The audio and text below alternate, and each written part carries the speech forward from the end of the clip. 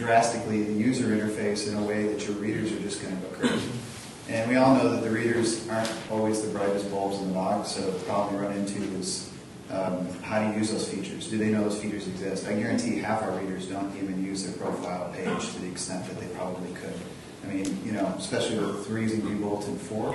So it allows them to even link pictures and have friends, and they don't even use that. So from the future standpoint, I think, you know, not a lot has changed over the years, but I think it goes without saying you're going to see more integration of Facebook Connect, you know, Twitter, new technologies. I mean, there are other companies that are coming up that are melding the best of what's in the forums to try to build it into something a little bit more than that with a content management system component and a gallery component and these types of things, and it's always something to reevaluate, but yeah, it's kind of my viewpoint.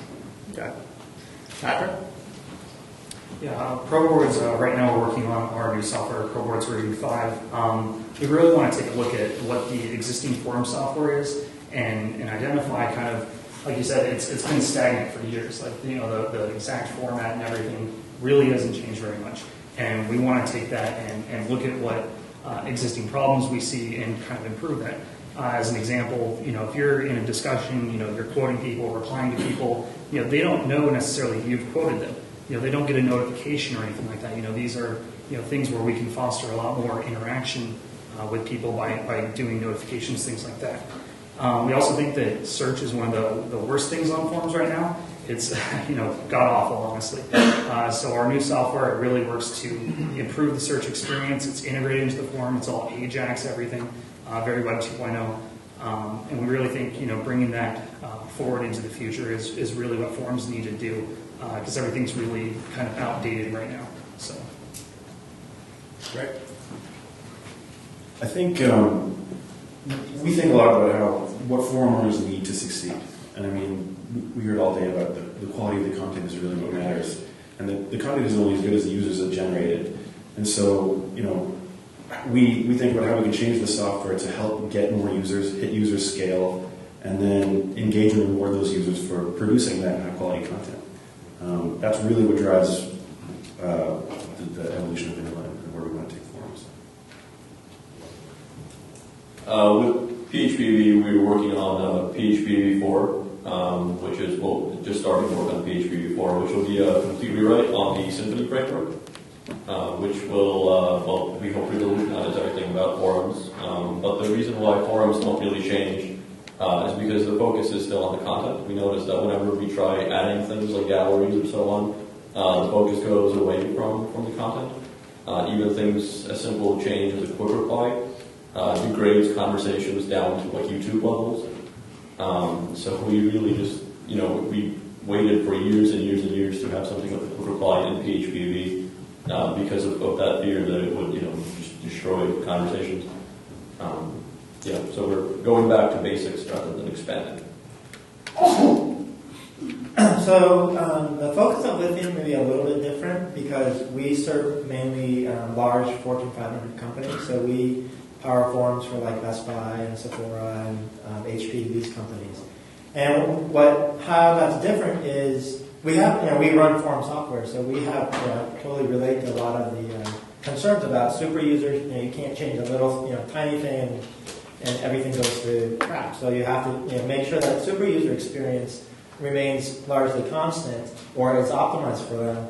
But we need to kind of constantly look at, you know, kind of the trendy things as well, because our customers, like the, you know, marketing managers at HP or Sephora, they're like, well, Facebook does this, so why can't you? You know?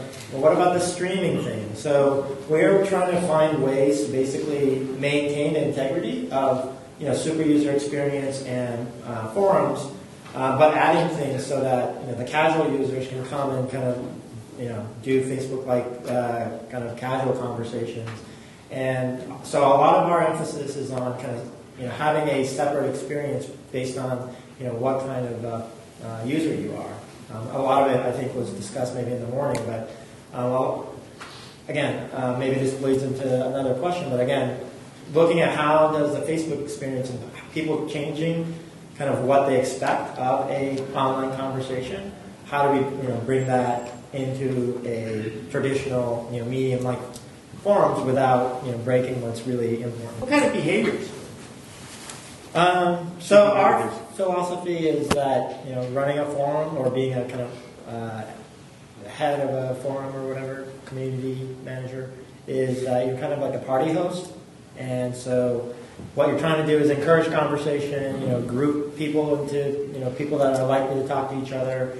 So a lot of what we're looking at from that concept is, you know, just, and like someone said, you know, you can't give a lot of people, especially casual users, a lot of sophisticated, you know, controls and settings and, you know, advanced settings, right? So basically just have things that they can click on. You know, it's kind of like almost like a guinea pig where you just give them lots of links to click on, or, you know, topics, trying to kind of have them go into, not chat rooms, but, you know, places where they can find each other to start talking about. So a lot of what we're researching is we have a couple of, like, you know, semantic analysis people looking at how likely is it that if you like this, you like this, or if you click on this, how likely is it that you're going to click on this? You know, we look at social networks and we look at who are your friends, so we can, you know, look at a community and kind of, you know, graph out the networks within that community, who's talking to who's having side conversations. So we then, you know, put that in the dashboard, and people can try to use that to, again, foster more kind of spontaneous conversations. Great. Yuri, what do you see? I mean, I basically disagree with, with what you said. The only thing I think that's different about the type of software that you have is you already have people coming in, and for something like Best Buy, you know the kinds of questions you're going to be asking. It's going to be questions about products or problems that they're having with products. So you know exactly, you know, what kinds of conversations are going to be taking place, and you don't have to worry about the conversation getting stale, because you're always, as long as Best Buy exists and sells products, it's going to have, you know, people are going to be asking questions about it. And this just doesn't always necessarily work for other kinds of communities where you really want more information coming in, or else it's going to be the same discussion rehashed over and over and over again. That's the other thing. For me, I don't know, what kinds of behaviors should forums be encouraging? What do you try to drive in the forum? Yeah, again, it's all about content creation and then distribution of that content. You know, getting more users and creating quality content. And so, what I think it was Dan said this morning, you can't rely on a post count to drive behavior, because that drives some pretty poor behavior. So, you know, you find other ways to be inventive about getting quality content into the system, and everything's built around that. So incentivizing through rewards, reputation, all that kind of stuff. Okay. Absolutely, and, you know, content is king. You know, on forums, that's, you know, what you're really looking for. You need a good moderating team to kind of induce that good behavior on people. You know, there has to be, you know, a system in place to keep people in check, or else, you know, the trolls will kind of run wild on the site. I'm sure you guys have all, you know, had some problems with that. But you know, you want to have quality content. You want to encourage repeat visitors. You know, if you have content that's constantly being generated, you're going to have that behavior of people coming back. And obviously, the more people come to your site, the more revenue you can potentially generate. So. Yeah, I don't know that I really have anything additional other than if you're starting out, I think it's a situation where, you know, you try to encourage these conversations to move along, be active in your forums. You know, it's what's evolved over time. You know, even from when I started this, was the personalities are really important. And if you're active in your community, people then start to respect you in that community. And like I think was said, you are a bit of a party host. So you kind of set the rules like it's your house. I joke with our readers that it's our neighborhood bar. We don't charge you cover, we don't charge you for the beer, and you can come in and have a good time, but if you drive everybody crazy, we might kick you out.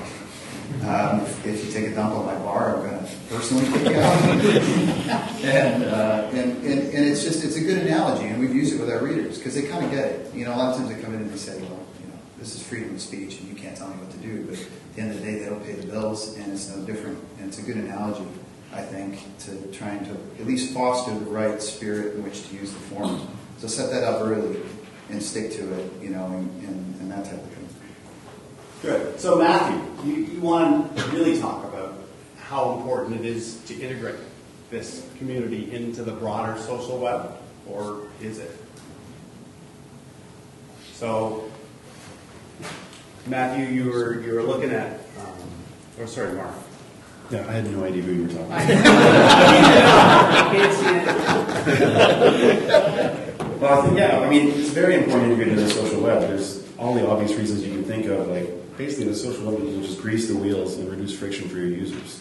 Everything from the single click connect, making it really easy for users to get into the system, content sharing, discovery across those networks, getting your content in front of new users, bringing new users in. But then there's other not so obvious things. Sorry, I keep referring to notes. But you have all this really proprietary information about your users inside your forum. And when you combine that with the rich information you can get about users from the social network, you actually can understand a lot more about them, and they place a higher value. And then that's a very heavy ingredient that can be played with something like reputation and understanding the value of your contributors. So it can be used in a variety of ways, but that to me is the most important. So it's really building out the ecosystem. Yeah, absolutely. Expanding it out. The only thing I add to that is we've come across communities where the vast majority of communities do want to integrate with the social web. They want the social login, registration, things like that. Makes it really easy to join a site, makes it easy, one-click login, like you said. But other sites, they want to be more closed. And if you want to be a more closed ecosystem, just with a particular group of friends or colleagues or whatever, they're not as engaged in these social aspects. They don't want the content from their site being shared necessarily. So it depends on what kind of community you're looking to. Yeah, Yuri, did you want to add? No. Is there anything you wanted to put into that? No. Okay, so then once you get past that, Yuri, how do you stay relevant? How do you stay relevant? That's a terrific question. You're dealing with the Facebooks and the Twitters and the Ruskos and on and on and on. Well, as far as Facebook and Twitter, I think there's no question that within the last 5 years, the Facebooks and the Twitters have taken away from forums. But it's taking away traffic that forums didn't have a legitimate claim to in the first place. 10 years ago, we were all making forums to avoid going outside and actually talking to people or calling them on the phone.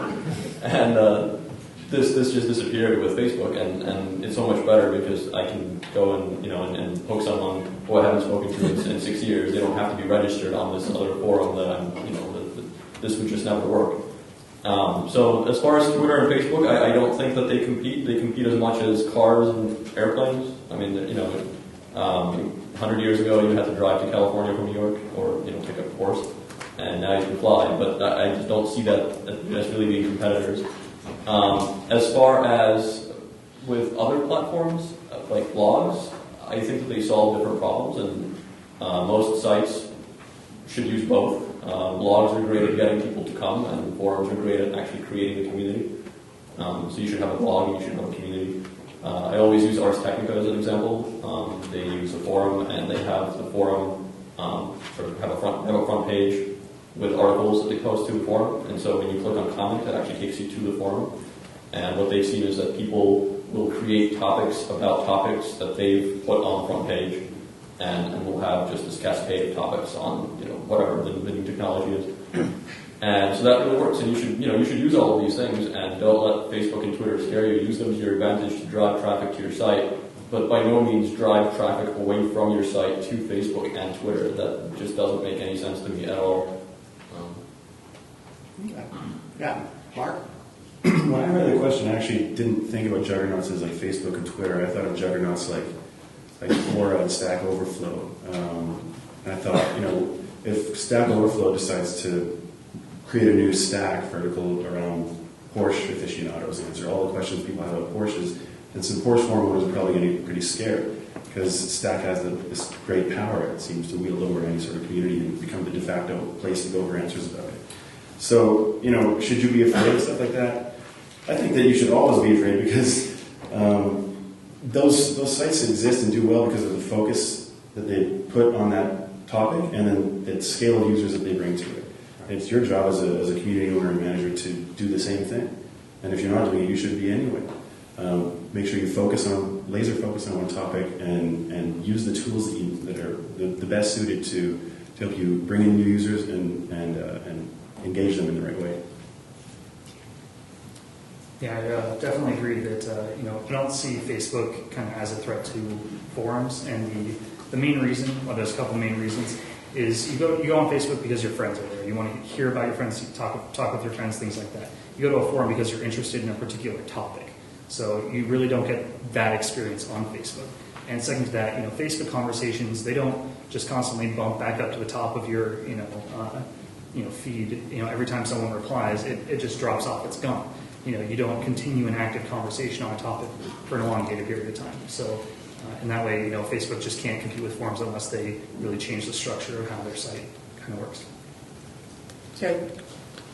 Yeah, all I was going to add is I think things like, once you've achieved critical mass with whatever it is, Facebook is popular because it's achieved a humongous number of people that have created profiles on it. And it's no different than the forum that you create. Once you've created this knowledge base, a pool of information about whatever it might be, and the community gathers around it, you kind of start to own that community to an extent over time, because it's a base that can keep coming back to. It's in all the search engines.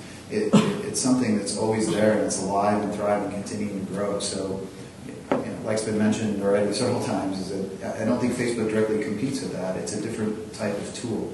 And forums are another social media tool, probably one of the original social media tools. It just doesn't get talked about to the same degree. Twitter, and you have Facebook, and you have all these avenues where people are largely getting the same information from you over and over and over again. So how much of that is overkill, but at the same time, you can't ignore it and you can't not do it. So some of it is compulsory. It almost becomes a headache for us to have to keep dealing with all these different channels to feed this information out there. But the forums specifically, I think, are a little different in that just keeps growing and growing and growing. And what we sometimes find, the way we plug the forums in Facebook is to just pick a topic that's actually really hot or something that's really cool, or obviously it all has to be relevant to your readers. Otherwise, they're not going to have an interest.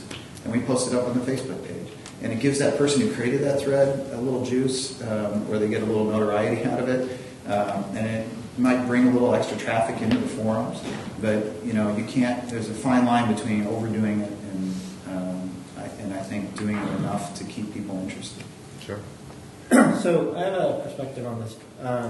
So for us, for Lithium, Facebook was a big threat, at least initially when they came out with, I think it was 2 years ago, when they were starting to kind of make noise about, we're going to cater to brands, and of course they're a big ad engine now, so it was starting to compete with us. So we actually went and face-to-face talked to a VP at Facebook, and point blank kind of asked, like, are you guys interested in this space? And they were like, they kind of giggled and laughed and said, it's just not it's not even like in the top 10 or top 20. Like, it's just not a concern for them. And when you talk to them about conversations and forum type super users, they just don't get it. That's not the world they live in. They think of it as, what do you mean? Is the conversation is just like comments, right? Like, what's more involved than that, right? And rank and reputation, again, is something that is just not something to think about. That they would also never put something like that in their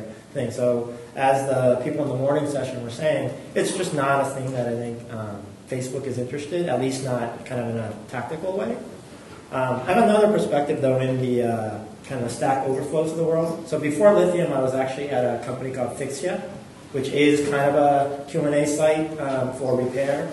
And before that, I was at Yahoo Answers. And so, there is something about the Q&A format and the Q&A kind of response that is, one, great for SEO. So, it often can leapfrog forums with, years and years of content. It does create content at a much faster rate and different pages. So, one thing to maybe look at, if there is a competitor coming into your thing that has a Q&A format and is one of these big guys, think about, is there a way to expand your forum to include a Q&A format type interaction as well?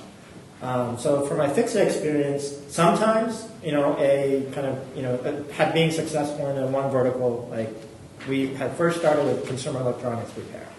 Very successful. Then tried to move into cars. And initially people were like, oh, that's so different, right? There's no way you're going to start from scratch in cars, which is already saturated with forums. Amazingly, cars was really easy. Cars was very easy to expand into. So then we tried healthcare. Complete bomb, right? There's certain ways or certain logic to these things, but again, I think there is something about Q&A format that you can, that you should think about, especially if there is a big, kind of a juggernaut, so to speak, coming in.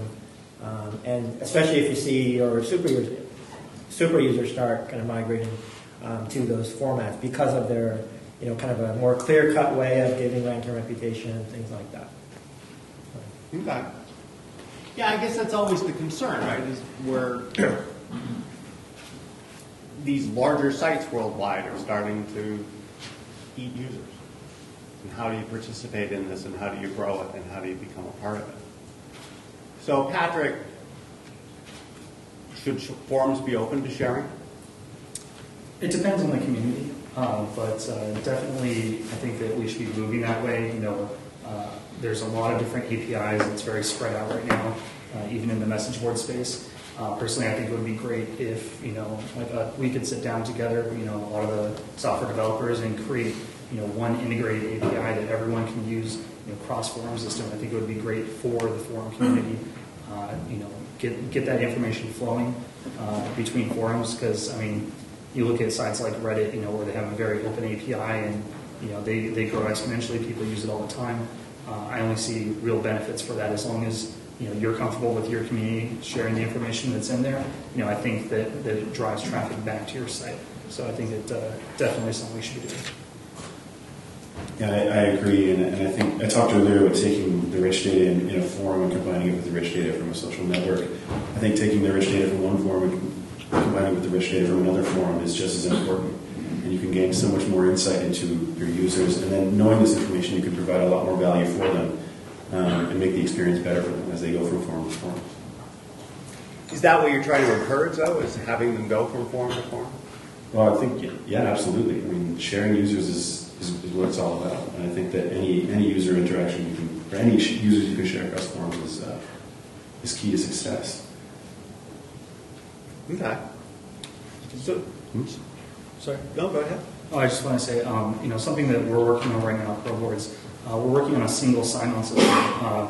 We kind of envision a world where right now you're a member of many different forums, and like you said, we really want to encourage people to be a part of many forums, but managing, 100 different logins at all these sites is such a pain in the ass. It really is. So, we're working right now on our next version. It's going to support a global sign-on on our site, and we want to expand that to support other sites. We kind of envision a world where you can sign on to our homepage and see updates from all the different forums you're a part of and realize, hey, I have a message waiting for me over here, or hey, there's this many people online at this forum. Really get that information, aggregate it together, and make it really useful for you. The only thing I'd have to add about this is, well, in PHP 4 and even in PHP 3.1, we're also adding things like Google Sign On and Facebook Connect, and really what we're doing is we're just generalizing this so that you can hook in any plugin you want, and so if there's, in 2 years or something else, that's fine, you can just put that in there. The only thing about single sign-on is security. You should be aware of that it creates a potential liability. If that system ever would get compromised, everything that uses it would also get compromised, and you would be acting on that. So that's really something that you should consider if you're holding credit card information or anything like that, and that's accessible, and you're using Facebook Connect with that. Good luck. Yumio, from Lithium's perspective, where does that fit? So we, often think about this because we have these, network of all these corporations running forums, and wouldn't it be great if you could, we could kind of leverage that and say it's a network effect. We've never really gone through with that because part of it is, as you know, people have their different identities per forum, and we actually looked at some of the data. There's very little crossover. You think that someone who's really participating on a Logitech site for remotes would go to Best Buy and participate then also in a remote, category for Logitech remotes. Rarely do we see that. Part of it may be discovery, but also, every forum does have a flavor. Every forum does have an identity. There's also the thing about, identity, right? Like if your username is FuzzyBear72, you're not going to go and use that in, some other, about a penguin forum or something. So I think there is something that that, again, single sign-on, of course, right? But there's things like Facebook and Twitter logins now that you can kind of leverage without you having to worry about, oh, should I, have my own thing. Just let, the big guys do the whole social, compete on the global ID system. We kind of, try to stick to kind of the experiences and being able to customize that experience per forum. Okay. Jamie, is there something you wanted to add there? No. Yeah, I was just thinking from a forum owner perspective, how this whole interoperability and interconnect matters to. I mean, certainly we see a lot of the same usernames being in the car space. We see a lot of the same usernames posting on other forums. Ones that whether we own them or somebody else owns them, and so sometimes people's whole persona is so wrapped up in that one username or alias or whatever it is they're using. And then the flip side of it is, especially with Facebook Connect becoming more prevalent, you're starting to see more people logging in with their real name or whatever it might be. So it's bringing down, it's changing the dynamic a little bit because that nobody wants to jeopardize a Facebook account. So it's making some accountability, indirect accountability by logging in through Facebook in some cases. So it's changing a little bit, but I think that's people have other interests than just the one brand of car that maybe my forum sponsors. And maybe they're on the fuzzy animal side or whatever. And, and so, yeah, I definitely think that's good because those people who get caught up in that, and want to be part of all those communities get pretty prolific quickly. Oh, yeah? Yeah, and, it's not uncommon. It's always amazing to me to see the people who have been only registered on our site for 3 years and have 45,000 posts to their name. And you start to do the math about how many posts a day that must be to get to that number, and it's a little scary how they get anything done. But, yeah. Okay. I was just going to say, I actually think that discovery is a big part of that problem, and that once these APIs exist and things sort of, the ecosystem changes, then the way that people interact with that ecosystem will change as well. Consider what you think you want, and then consider what you actually want. Those two may not be identical, and the same goes for your users. Think about what you think your users want, and then actually how they use your website, because the responses you get when you ask people, what do you want, what feature do you want, actually ends up being completely opposite of what's best for their requirements, like 90% of the time. Yeah, somebody mentioned this earlier, and it got me thinking. We are our content, or we are not our content, we are our contributors. We're only as good as the contributors that add content to our sites. And someone said, if you go into the contributors' content and add links, you're kind of playing with fire, and people get very upset. And I think that as we work through all these issues of monetizing forums, it's really important to remember that users and the content they generate is really what matters, and engaging with them and making their experience better is really what matters. And it's a fine line, and walk it carefully. I would just kind of echo that. I'd say, content is king. It's really important on your forums. You got to stay active. If you want to have a successful community, you have to remain active. Keep posting original content, encourage that interaction, and you'll continue to have a successful site. But if you, kind of drop off the face of the earth, that's how communities die. So just stay active, and that's it.